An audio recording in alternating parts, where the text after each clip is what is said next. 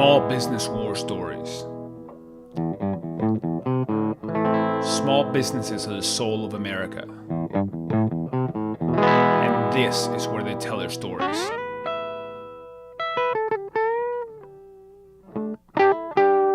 I am your host, Pablo Fuentes. Hey, lovers of small businesses and good stories in general. Welcome to episode 62 of Small Business War Stories. This was part of the Soul of America 2 tour, and I stopped in Boulder, Colorado, and I sat down with Lynn, who is the founder of Grandrabbit toys, and she has been in the toy business for a long time. We talk about a lot of the things that brick and mortar stores are facing these days. The competition from online people and online stores and all the things that are going on, and the challenges of finding new people, and really like the everyday challenges of running a successful brick and mortar store for as long as she has. She has a really cool story, and I encourage you to check it out. This is a part of the Soul of America 2 tour, and that is sponsored by FreshBooks. FreshBooks is a new partner for us, and they are a bookkeeping software. So they help you do things like invoice and send accept online payments or send invoices to your customers. Especially if you're a service provider, somebody who has a small business maybe that where you perform services for others, photographers, things like that. This can be extraordinarily helpful. And they save you a lot of time. They worked out the amount of time that it would take you to do all the things by hand that FreshBooks helps you do. And they worked out to 192 hours for the year. That's 2 full working days per month. So check them out. Go to freshbooks.com/war stories and enter Small Business War Stories in the How Did You Hear About Us section. Check it out. We'd love to hear what you think about it. You can email me directly at podcast@proven.com. And like every episode of Small Business War Stories, this one is brought to you by Proven. Proven.com. That's a company I started, and we started as a small business hiring tool. So we help you as a small business get your job to the appropriate job boards and then organize all of your hiring. And we have thousands of customers who use us. You should check out Proven.com.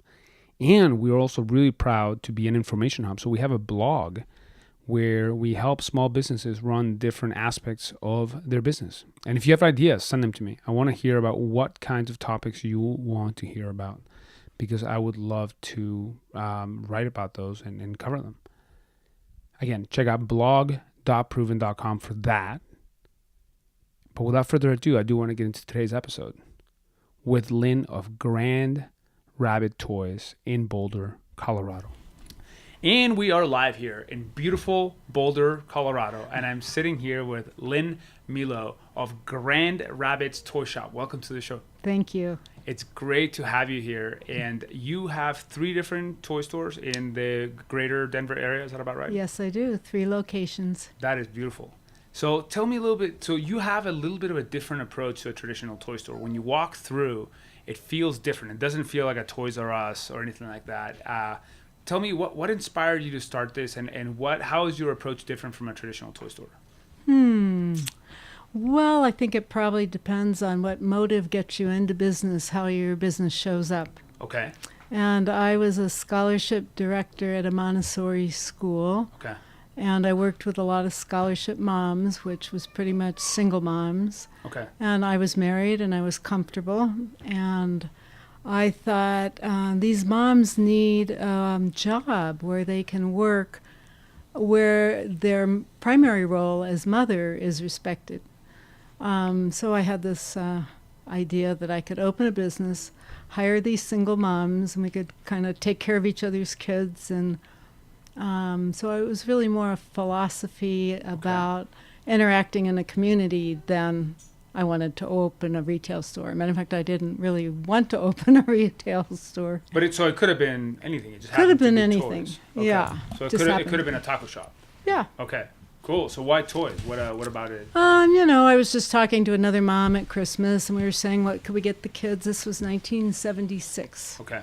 And what could we get the kids for Christmas? And lamenting the fact that there wasn't anything creative or unusual. And we thought, we could do a toy store, how you're having coffee and thing. We could do that. I think you probably did that with your business. Yep. Yeah. And so we just kind of brainstormed and we thought, well, we're going to do it. We're going to open a toy store. We're going to hire these scholarship moms. In about a month, she figured out that she didn't want to do it. And I actually have no idea why I kept going. And I kept taking the next step. I knew nothing about retail, nothing about renting a store, how to set it up.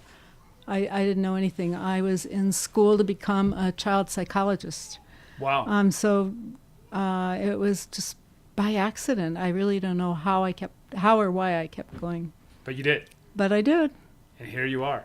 Yeah. So do you still today have the philosophy of employing people, mothers, who take care of each other's children, or has that evolved over time? I have the philosophy that it's important to create community and an environment where people can collaborate and thrive, Okay. whatever the business is or whatever the relationship is.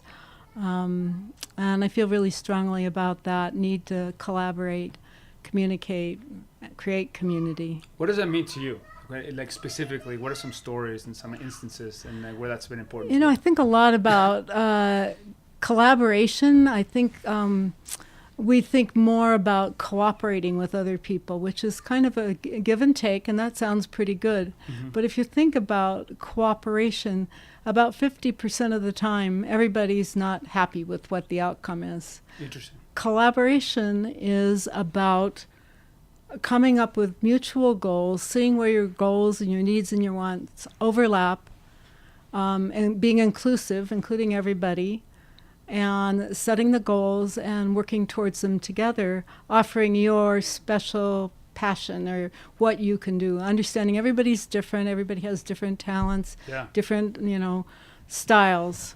Okay. So what's an example of that? Like, can you think of something where that's come into play? Specifically, I talk a lot, ask my employees, I talk a lot about get the right people on the bus and get them in the right seats. So actually there is one employee that was a salesperson for a while, and she was very smart and very technically good, but she was so committed to Grandrabbits that she would be suspicious if somebody wanted to bring something back, and almost rude to them. It was a very odd thing. Okay. I ended up bring her into the office and making her. She was getting a lot of negative feedback, so I brought her into the office. She was really great on computers and POs and keeping track of things.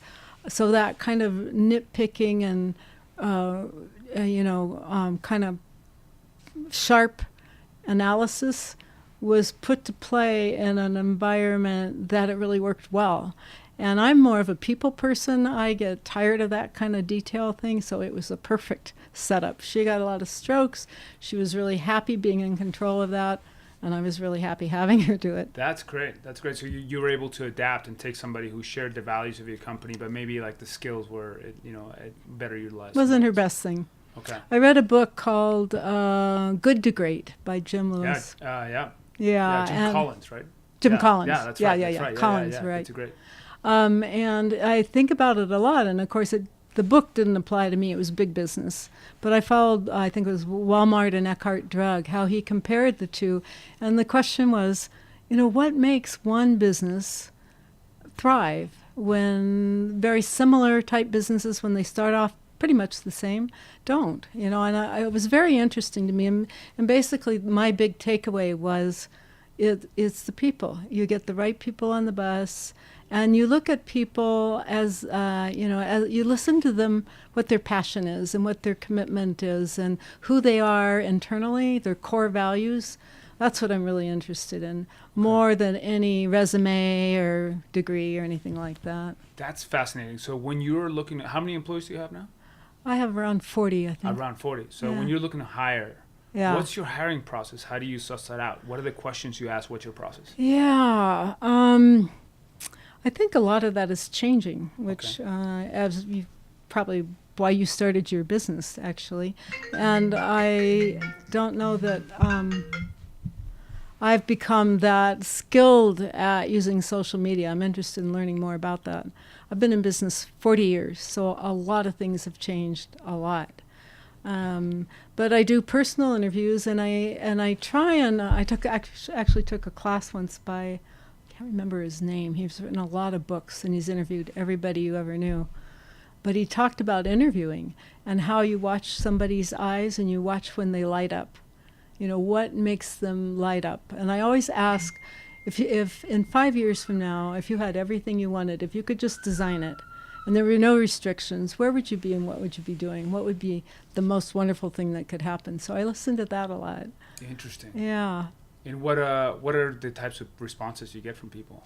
Well, you get some kind of flat responses, and Yeah. I personally respond to the flat responses of, oh, I just want to be out of debt, or oh, I just want to get through school, or whatever. But the people who have some kind of creative idea, especially if it involves personal growth and personal introspection and relating to their community, learning about life, becoming a better human being, I'm pretty interested in them. So let me pose a challenge to you. Yeah. Some of the better people you can hire are probably people whom you know will outgrow you within a certain period of time. Yeah. How do you handle that, and how do you manage that, and how do you work with somebody, training them and knowing that essentially this is something that I deal with in my business, and I have a certain philosophy about it, which is I want to work with people to train them for the next thing. But how do you think about it for your business? Yeah. If I recognize that, and I do ask that question a lot, like, why would you want to work here? How long would you want to work here? And I also tell them that isn't a reason that I won't hire you. Because even if I will hire people for 6 months if I think it's a really good match, that I could really learn something, if they could do something particular for me that I'm trying to accomplish, that isn't a reason not to hire them. There is a cost and a drain to hiring and then rehiring and rehiring and train. Yeah, there is a cost to that. But I think more and more, which I appreciate and I like in life, I think we have to make a lot of changes all the time. Life has become more fluid. Buying has become more fluid. It used to be, I would pick out the winners, and I was good at it, and it would be the same thing, the same Brio trains for 8-10 years, the same orders just about, just reorder it. You pick out what's really desirable to the public, and it lasts for a long time. Now, you can get a real winner, you buy lots, you can't get enough in, and overnight, it can be dead. Just nobody buys it. Nobody buys it. Like fidget spinners. No. Fidget spinners, really good. Yeah, a year from now, nobody's going to be. Well, nobody's buying them now. Nobody's buying them now. School got out, nobody's buying them. Interesting. Yeah. Do you need any? I've never actually played with one. I don't even know. Oh yeah, you want to get? I'll give you one. Yeah, I got plenty of them. It's a phenomenon. I thought last Christmas it was just wild to think. I'm a specialty toy store. I have wood toys, I have developmental toys, I have thinking toys, beautiful toys, and creative things. And the 3 top things were pop sockets, these. Oh, for the back of your phone. Yeah, and fidget spinners, and Crazy Aaron Silly Putty. Okay. Do you know what that is? No, I'll show you that. Okay. But they're not wood blocks. Yeah. They're fidgets and kind of crazy wild idea type things. Okay. So that was pretty interesting to me. But it tells you something about how we collectively are changing. How do you think we are changing? I mean, like kind of like a shorter attention span. Well, I think that's kind of a big question. Yeah. Well, I mean, you have a really unique insight into that, because toys are essentially the learning blocks that younger children have, and you have seen so many, by now, a couple of generations of kids being raised by different toys, and how that's affected society down the line. So I think that's really interesting. I think we're looking at everything. I think humanity is at a crossroads, and that we either evolve or we, create our own demise, basically. Okay. And I'm very optimistic about that. So talk to me about that. What are the things that you see that give you hope? It's a spiritual point of view I have. I think we evolved with a reptilian brain, that we had to have to survive. That our task was to identify what is different than we are, the saber-toothed tiger or the other tribe or whatever it is, and either kill it or control it so we would survive. And we needed that to survive, humanity. and we've succeeded at that. But we're still kind of living from that reptilian brain, which has to evolve to, in order to survive, we have to all be able to live and be inclusive together. So move from fear-based to love-based. Yeah, exactly. Cool. How do you see toys playing a role in that? And how do you see like other things, like basically, I mean, video games are virtual toys, right? How does that interplay with everything? You know, I don't carry them, and I'm still kind of out on that. I read about how what that does to the developing brain, and you know, I have a lot of concerns about kids not learning to relate to people. Yeah. You know, I've read studies where they say some teenagers walking down the street with Google Maps with their phone, if their phone goes dead, they won't stop somebody on the street and say, "Can you tell me where this is?" Yeah. They will stop and say, "Can I plug, you know, and plug in? Can I borrow your charger?" Yeah, can I borrow your charger? They can. That's what they say. It's hard for them to go to the front door and answer a doorbell because they don't know how to relate. Yeah. So that concerns me in a lot of ways. But I'm not. I don't really. I don't know. This is here to stay. The phone is here to stay. Technology is here to stay. Yeah. So we have phones, to. I think, are going to be dead in a few years. Yeah. I mean, seriously, it's going to be like everything's going to be a screen. Yeah. So we have to. So how do we learn to? If we don't learn to collaborate and work, well, we have a lot of really serious problems. Yeah. I mean, they're not anything that you can just set aside. No, somebody else will take care of it, or I'll do it later. They're such severe challenges that if we don't collaborate and honestly look at where we are, here we are. We're a racist country. We have many racists among us, and as long as we are warmongers, we don't have much chance of surviving, really. So it's kind of, to me, it's either we tell it like it is and deal with it collectively, or not. And what's the, I mean, I think that's fascinating. That's really interesting. How do you think about the role that brick and mortar stores have? I know you're a part of an association that is used to promote and foster retail stores. What's interesting is earlier on today, I interviewed a company called Mountain Standard that started as an online-only apparel company. And now they're about to open a location on Pearl Street. Really? Brick and mortar, because people want to touch things and feel things. And there's kind of this return, this yearning for that human connection and like seeing things. How do you see retail store, like the role of retail stores in the human connection?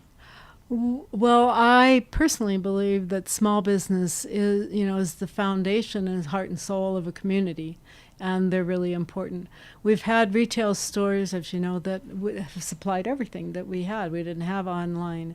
And I think we're evolving to retail stores being more experiential and specialty. Like, frankly, I don't need to buy my deodorant, in a brick and mortar store. I like Amazon. It's quick, and I can look at it all and get it done fast. But for the specialty things, for the arts and for and toys is a good example that to offer this experiential part of a family life for kids to come to a toy store, come on their birthday, buy presents for other people, and play with the toys. We do a lot of demos and experiential playing in the store. They're welcome to open things up and look at them and play with them. Wow, I wish I would have known that when I was Yeah. I'll give you a spinner. I would have started like unpacking things and stacking wood blocks. Yeah. So, cool. So you get a lot I think of families. There's a place for them, will always be, and I hope that it's become harder and harder for small businesses. A lot of the small companies that I've bought from are getting gobbled up by big companies, and I can't even get a phone number to they don't even talk to me anymore. I can't even get a contact. Right. And that makes it hard. So I think we're in the process of evolution. So rapid let's talk evolution. about that. What is the way forward? So if we are going to save, quote unquote, retail, brick and mortar retail, or revive it, there's all these things kind of swing side to side, right? So you have like everything virtual, and then all of a sudden now there's a movement to like handmade, like to making things. Like I personally, sure, I run a software company, but I also make guitars. You make and them? I play blues guitar, and like doing something with your hands and like that connection to something physical matters a lot to me. Yeah. So I think even though a lot of people are going to online, stores to buy things like deodorant, there is an opportunity maybe to focus more on that experience. I mean, how do you see what other things can retail stores do to promote that, like that experience? Well, first of all, I don't think retail stores will survive unless they clearly know their why. Another book, Simon Sinek. Okay. Start with why. Yeah. I've never read it, but I've seen it. So there has been retail people who go into retail or business in general to make money, and that they do what they have to do to make money, and that's the primary motive. Yeah.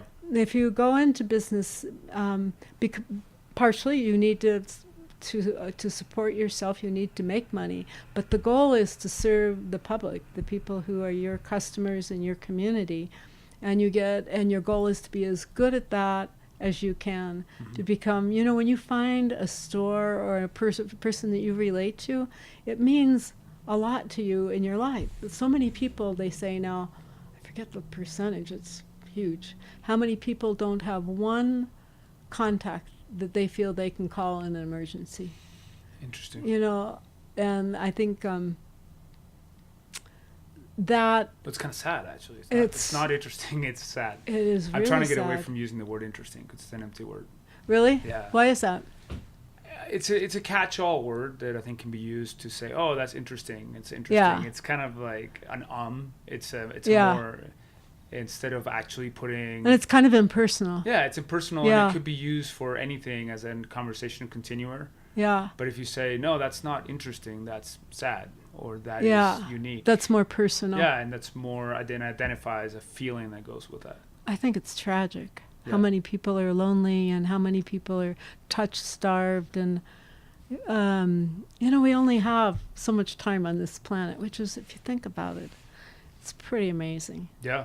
This planet is it's just it's so, when you think about how did this happen, how does that rose know how to grow like that, you can get pretty tripped out just on the beauty and the joy of it all. Absolutely. And the same with the human body. I think I walk a lot, by the way. Yeah. I did a pilgrimage last summer, and I've been walking 5-7 miles a day since then. But Nice. So I think about these things when I walk, like just a physical body, like it's amazing what it does, how all the systems work together. I'm reading about microbes. Okay. It's so fascinating. Yeah.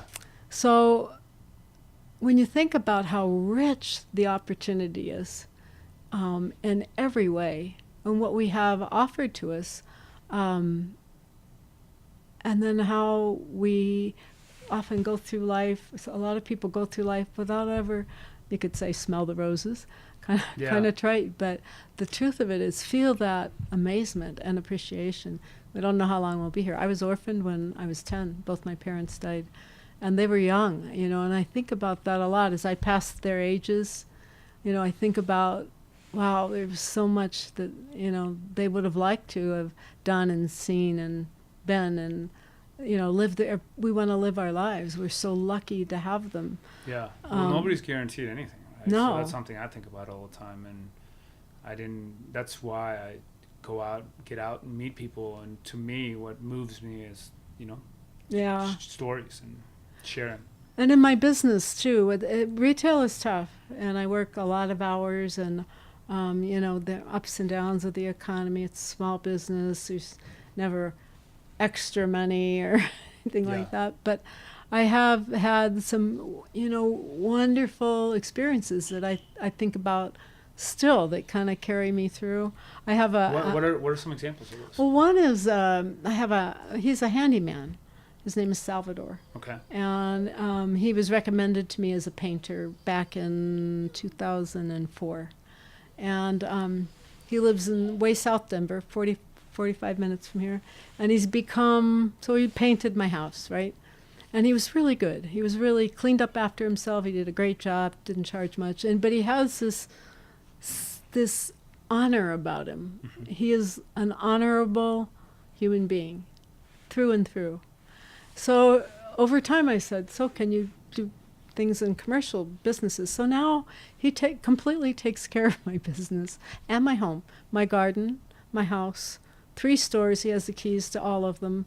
If I move a store, he'll take charge. I'll say to Salvador, I have a problem. Like I have a problem with the light or something. He'll say, it's not your problem, it's my problem. And so over the years, we've taken care of each other. I send his family to Mexico. You know, when either of us needs anything, we are a community. Yeah. And to me, when you can develop relationships like that, it makes every day rich. You know, the burdens are lighter, and the joy is greater in very simple things. It's powerful. Yeah, it's it powerful. really That's is. how you create. Yeah, that's a great example of creating the community. So I got into the business more to create community like that and be an example in the community.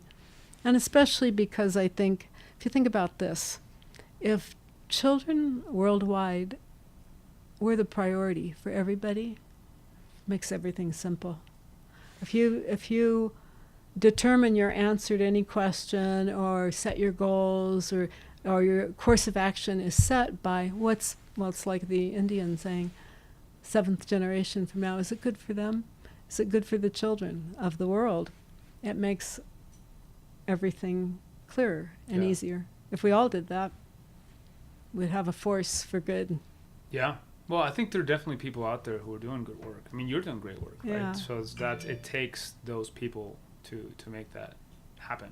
Yeah. So that's why I got into small business. No, that's amazing. It wasn't to be rich. That's amazing. Well, yeah, I mean, starting a company is a word. I promise you, it's a bad way to get rich. But it can be a good life. Yeah, a good life. It can be a very rich life in other ways, other than monetarily, for sure. Yes. I have always been wary of the idea of the golden handcuffs. You know, making a lot of money, but leading a, soul poor life, if you will. Yeah. Yeah. So I'd rather lead a soul rich life. Yeah. And I think that's another, you're asking me about themes that I've encountered in my travels. And I think soul and people connecting to each other and also being able to dictate and create something that wasn't there before. That's something that I notice with a lot of people who start small businesses. Yeah. Yeah. How do you feel about small businesses? Are they struggling? Are they... I know that we all need to reinvent ourselves. We have to do things a little differently and keep our hand on the pulse of the changes and the needs. Yeah.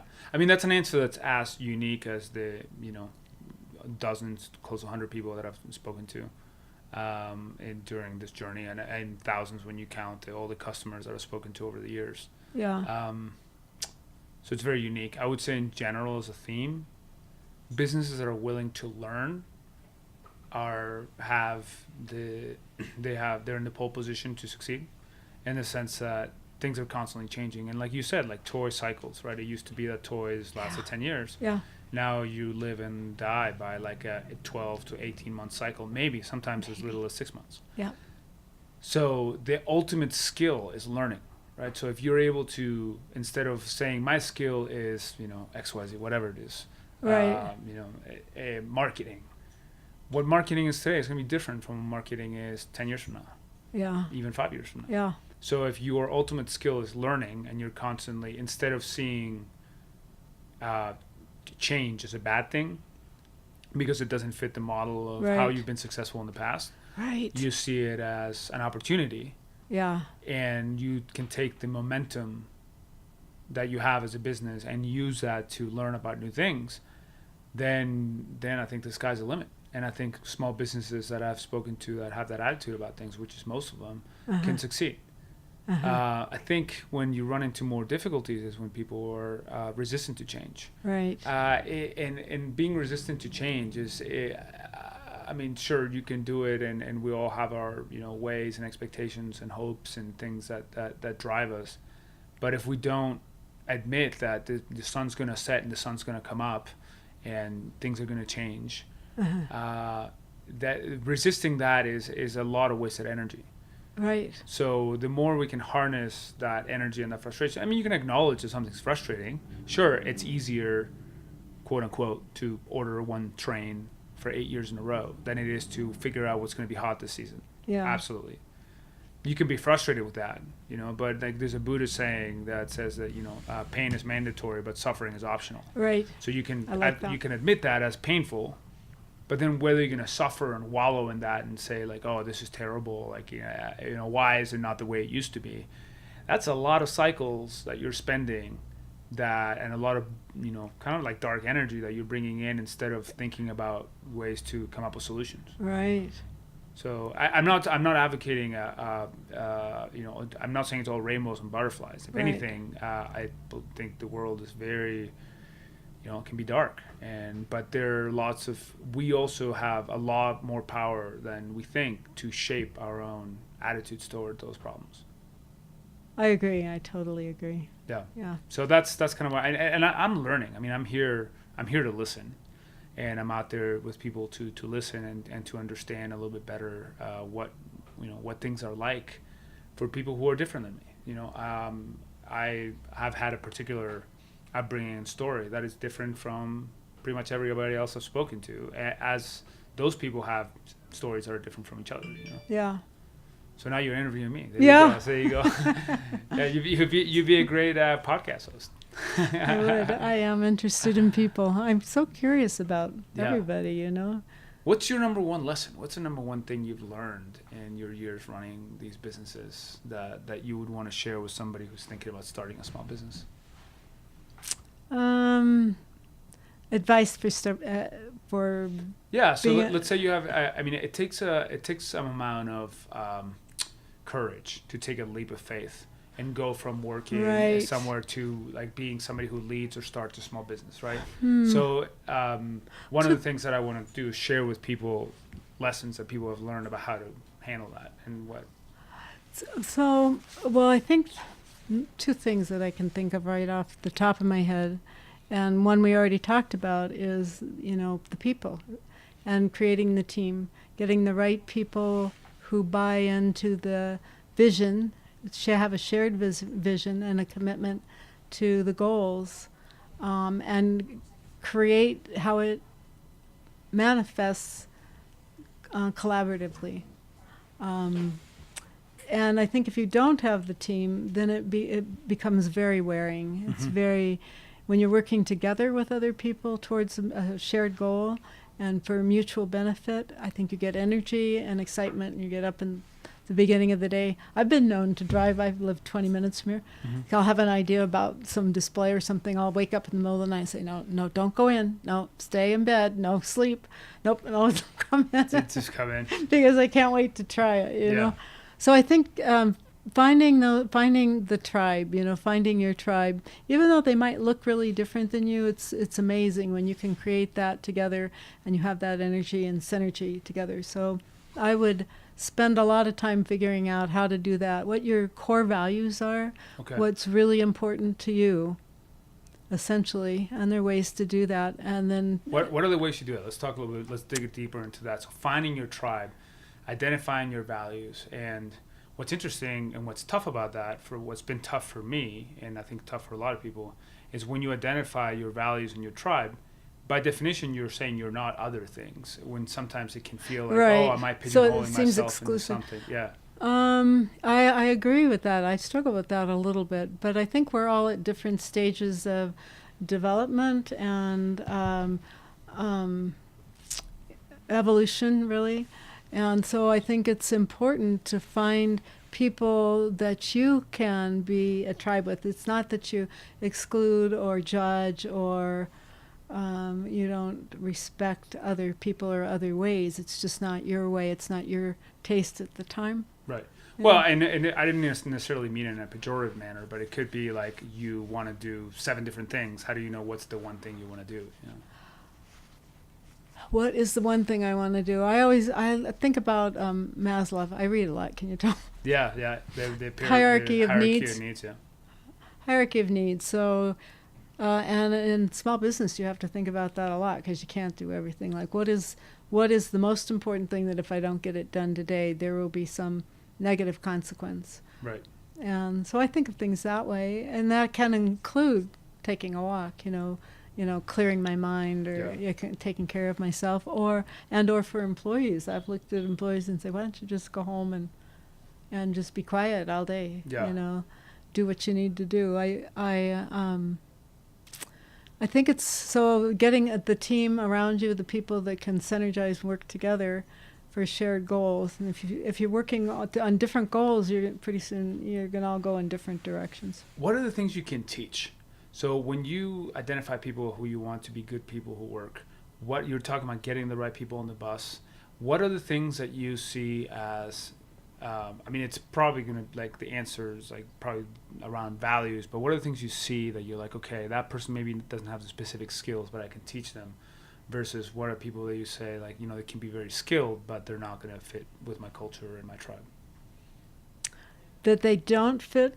Yeah, there may be people who are very skilled, but they're not a cultural fit. So what are you, when you assess people and you figure out who you want to join your tribe? Right. What are the things you say, okay, that's something I can teach them, versus that's something that I don't want here? I think, obviously, there's some things you can teach and some things you can't. And I think if you can't and they don't fit, it's to their benefit and to yours that they go. What are some examples of that, the things you feel like you can't teach people? To be respectful to other people. Okay. If they don't share that mutual respect and desire to learn and share a vision, it's hard to, they either have that or they don't, or they have a different vision, So if it's not the same vision, same shared goals where you can mutually benefit, then I think it doesn't work. Okay. And I think it's important. It's like, here's Salvador. Oh, see, wow, we were just talking about you. Hi. We're doing a radio program. Salvador just walked into the room. We're recording. Okay. That's great. We'll keep that in there. Yeah. Okay. And so what are some examples of the things that people walk in and you're like, okay, this person has the right values, but I'm able to teach them and show them what they need to do? So I don't quite understand the question. What do I do if somebody doesn't? No. When you're hiring, so how do you? I'm just trying to glean a little bit deeper into what are the things you think you can teach people versus the things you think people have to intrinsically have or develop themselves before they join your tribe. So I think the first thing that you have to teach people is that they're safe. Okay. And that they're listened to.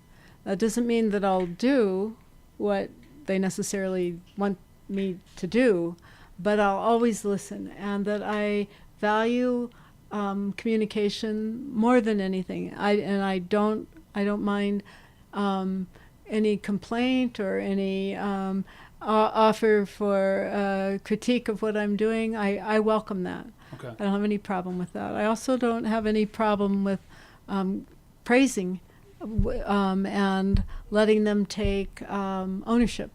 Sure. Is when they're ready to. And often I ask people, do you want me to tell you step by step how to do this, or would you like me to tell you a goal and let you figure it out? What kind of a worker are you? Fascinating. Yeah. Okay. And it was interesting. One person, I learned this from a person who's now my neighbor, and she was my employee for a long time, but kind of to reward her, she was doing really well. It was when computers first came in. She didn't even know how to type, and she couldn't begin to learn a computer. And a lot of other employees thought, fire her, demote her, she can't learn a computer. And I said, no, we're going to teach her to type. It took like 3 months to teach her to type. Well, I don't know. I mean, I have to confess, I'm a hunt and pecker. I don't Hunter, yeah. Yeah. Well, she was pretty. It seemed like a long shot, but I had worked with her for quite a few years. She was really dedicated to learning, and she learned, and she became one of the best computer people that we had. And I thought that was really interesting, but kind of to reward her, she'd made so much progress in so many ways and really stuck it out when it was tough. Yeah. That I wanted to put her on salary. I put her on salary, and I thought this was a bonus. It would have pleased me. Set your own hours. She didn't like it at all. She wanted to have specific hours. She wanted to be told exactly what to do, and then she wanted to do it because then she knew she wasn't making a mistake. Yeah, but that was really interesting. That's a great lesson in empathy, and like not everybody needs to be managed in the same way, right? Yeah. And often I'll ask people, would you rather have salary, or would you rather have a bonus, or would you rather would you like to work 4 10s? Yeah. Would you like to really cram it in so you have a lot of free time? Yeah. What's meaningful to you? What helps you? Are you a morning person or a night person? That kind of empathy probably helps you with retention and with having a culture where people want to come to work and refer other people to work here. Yeah. That's great. Back to the thing of hiring people who you know are going to leave. I think it's good to acknowledge that from the beginning and give them the permission to leave, that it has a natural course. You're on a certain course, you're going certain direction, and you're just stopping by there, and we appreciate anything you can give us. And that's okay. Yeah. I actually have a person who's coming back who was gone here 7 years, gone 3. Now she just applied again. Wow. That's great. So yeah, you must have seen, over the years, quite a few people, and you've probably had a formative effect on some people. People that are later your neighbors or come back. Do you have any other interesting stories that come to mind? Yeah. Let's see. I don't know if I can think of any right off. Okay. Well, can you think of a time when you had a really bad crisis? Can you think like when things went really, really wrong? Really wrong. Yes, I sure can. 1983. Okay. Going through a messy divorce.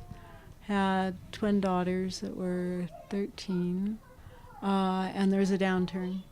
And up to that point, I had been pretty much the figurehead. My husband was a engineer, had his own job, but he did the books. He knew the business part of it.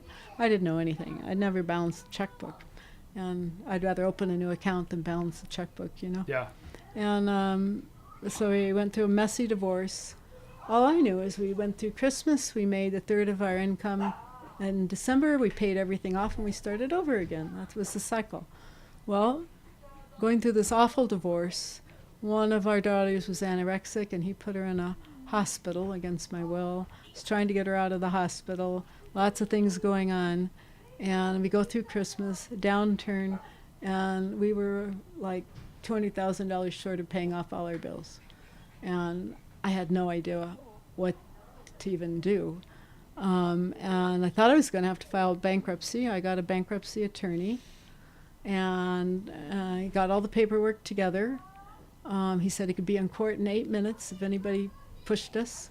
And then I called all the creditors, Lego, Fisher-Price, and I owed them all $10,000, $20,000, $50,000 something. And I told them the situation. If a daughter in the hospital, going through a divorce, I will pay you someday. And I can't pay you now.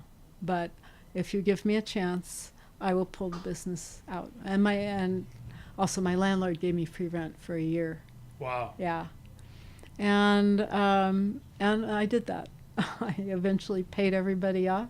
That must have felt dark. Turned the business around. I mean, it was a learning curve. I would take every half hour. I had a list of my priorities that I had to check on. How are the kids? Are they okay for half an hour? Okay. How are the employees? How's the buying? So half of an hour at a time. Yeah, actually, it reminds me of a story. My mom, when I was a kid, she told me about a story of a little boy that's lost in the forest, and then a fairy shows up and tells the boy he can have anything, and the boy's like, "Well, I just want to get out of here."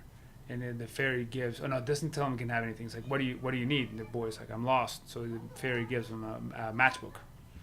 And the boy lights one match, walks a little bit, the match goes out, lights another match, keeps going, makes a way out of the forest. And then the fairy appears again at the end, and the boy asks the fairy, why didn't you just give me a torch? That would have kept me lit so I only have to keep lighting the matches.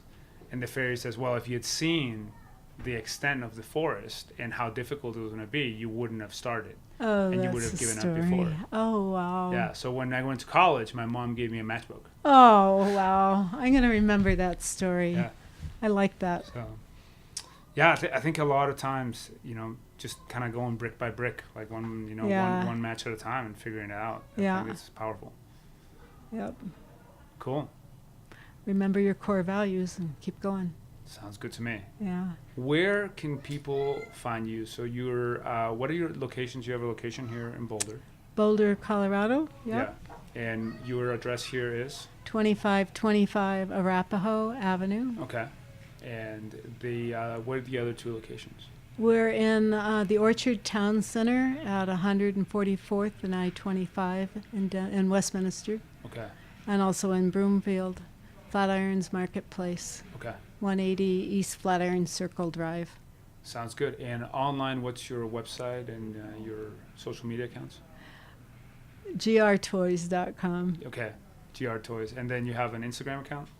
Yeah, but I don't know what it is right off. Yeah. Okay. I'm a social media person. Okay. I'm not very techie. Okay. Sounds good. Well, we'll put those links. You'll put it, yeah. Yeah, okay. we'll put those links in the show notes. All right, Well, great. thank you so much for sitting down with me and sharing some of the stories of what it means to run a toy store in Boulder, Colorado. Thank you. It's fun. Very nice to meet you. Appreciate it.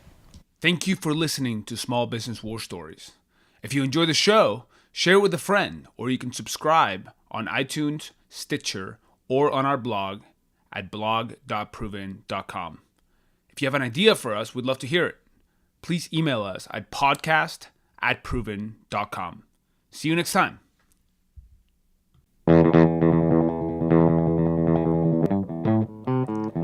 Small Business War Stories. Small businesses are the soul of America. And this is where they tell their stories.